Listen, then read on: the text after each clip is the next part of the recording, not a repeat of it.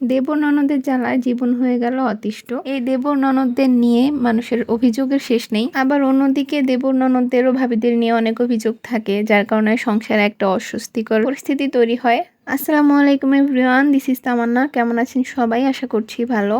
আজকে চলে আসলাম আমার দেবর ননদদের নিয়ে আমার জামাই সহ আমার বাবার বাড়িতে বেড়াতে। প্রতিবারই বলি যে সকাল সকাল চলে আসব, কিন্তু সেই সকাল সকাল বলতে বলতে 12টা বেজে যায়। এবারও তার ব্যতিক্রম হয়নি। আম্মুকে বলেছিলাম সকাল সকাল চলে আসবো, আম্মু এদিকে নাস্তা রেডি করে রেখেছিল। তো আস্তে আস্তে 12টা বেজে গিয়েছে, দেন আম্মু তো নাস্তা দিয়ে দিল। আর আপনাদের একটা কমন প্রশ্ন, সেটা হচ্ছে যেহেতু আমার ভিডিওতে আমি অনেক সময় আমার দেবরদেরকে দেখাই, তো এক এক সময় এক একজনকে দেখাই এবং বলি যে এটা আমার দেবর, এটা আমার ননদ। তো তার জন্য আপনারা কনফিউজড হয়ে যান যে আসলে আমার দেবর ননদ কয়টা। তো আজকে এই প্রশ্নের উত্তর দিব। আপনাদের ভাইয়া অর্থাৎ আমার হাজবেন্ডরা হচ্ছে 2 ভাই বোন, অর্থাৎ সে আর তার ছোট একটা বোন আছে। তো সেই হিসেবে আমার কোনো দেবর নেই, একটাই ননদ আছে। তবে ফুপু শাশুড়িদের ছেলে, কাকা শ্বশুরের ছেলে, তারপর হচ্ছে খালা শাশুড়িদের ছেলে মেয়ে, সব মিলিয়ে আমার অনেকগুলো দেবর ননদ। আর সবাই যেহেতু আপনাদের ভাইয়ার থেকে ছোট, যার জন্য সবাই আমার পিচি পুচি দেবর ননদ বলা যায়, কারণ তারা বয়সে খুবই ছোট। আমি তাদের একমাত্র ভাবি, কারণ কেউ বড় হয়নি, তাই আর কারো বউ নেই। সো আমি একমাত্র বউ। আমি যেমন ওদের সবাইকে অনেক বেশি ভালোবাসি, শ্রদ্ধা করি, ঠিক তেমনি ওরাও কিন্তু ওদের ভাবিকে অনেক ভালোবাসে। তো এই ছোট ছোট মানুষগুলোই ভাবি ভাবি বলে একদম পাগল। আর আমার ননদের সাথে তো আমার সম্পর্ক একদমই ফ্রেন্ডলি, যেহেতু আমাদের এজ ডিফারেন্সও খুব বেশি না, তাই আমরা দুজন একদম ফ্রেন্ডের মতোই থাকি। আলহামদুলিল্লাহ আমাদের সম্পর্ক খুবই ভালো, বলা চলে একদম বোনের মতোই। আসলে এমন সম্পর্ক কিন্তু এমনি এমনি হয়ে যায় না, সম্পর্কটাকে তৈরি করে নিতে হয়। তার জন্য কিন্তু দুই দিক থেকেই এফোর্ট থাকতে হয়। শুধুমাত্র ননদ ভাবি কিংবা দেবর ভাবি এদের সম্পর্ক না, যে কোনো সম্পর্কেই কিন্তু এফোর্ট দিতে হয়। দুই পক্ষ থেকে যদি এফোর্ট থাকে তাহলেই কিন্তু সম্পর্ক সুন্দর হয়। তো কথা বলতে বলতে আমরা কিন্তু লাঞ্চ করে নিয়েছি, আর এরপর আম্মু হচ্ছে চটপটি বানিয়েছিল, সবাই মিলে চটপটি খেলাম। এরপর আম্মু সন্ধ্যার নাস্তার জন্য পিঠা বানাতে চলে আসলো। তো প্রথমে হচ্ছে আমাদের যে ইলেকট্রিক চুলা আছে ওখানে আর কি ট্রাই করলো ভাপা পিঠা বানানোর। পিঠা বানানোর জন্য সবকিছু গুছিয়ে তারপর একটু সাজিয়ে নিচ্ছে, কিন্তু ইলেকট্রিক চুলায় পিঠাগুলো ভালোভাবে হচ্ছিল না। তো এর জন্য পরে মাটির চুলায় চলে আসতে হলো। এখন হচ্ছে মাটির চুলায় পিঠাগুলো বানিয়ে নিবে।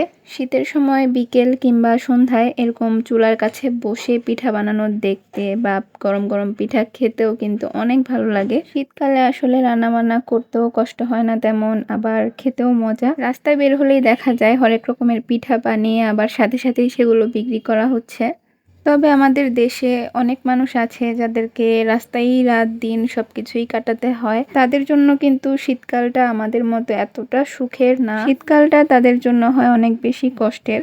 আসলে সবকিছুরই ভালো খারাপ দুইটা দিকই থাকে। ইলেকট্রিক চুলায় কিন্তু পিঠা বানাতে গিয়ে বেশ কয়েকটা পিঠা নষ্ট হয়েছে, তবে এখানে মাটির চুলায় কিন্তু প্রত্যেকটা পিঠাই পারফেক্ট হয়েছে, একদম সফট। আর এই পিঠার খোলায় কিন্তু আম্মা একসাথে 3টা করে পিঠা বানাতে পারছিল, যার জন্য খুব দ্রুতই অনেকগুলো পিঠা বানানো হয়ে গিয়েছে। ওইদিকে পিঠা বানাতে বানাতে এদিকে একজন তো একদম ঘুমে শেষ। তারপর তাকে ডেকে উঠালাম, আর এরপর আমরা সবাই মিলে এই তো পিঠা খাচ্ছি। আমি একটু ক্যামেরা অন করলে এদের নাচানাচি শুরু হয়ে যায়। এমনিতে অনেক বেশি দুষ্টুমি করে, কিন্তু ক্যামেরা দেখলেই তাদের লজ্জা শরম সব জাগ্রত হয়ে যায়। সবাই এরা সাধু সন্ন্যাসীর দল। তবে যাই হোক, চুলা থেকে একদম গরম গরম পিঠা এনে খেতে কিন্তু বেশ ভালো লাগছিল।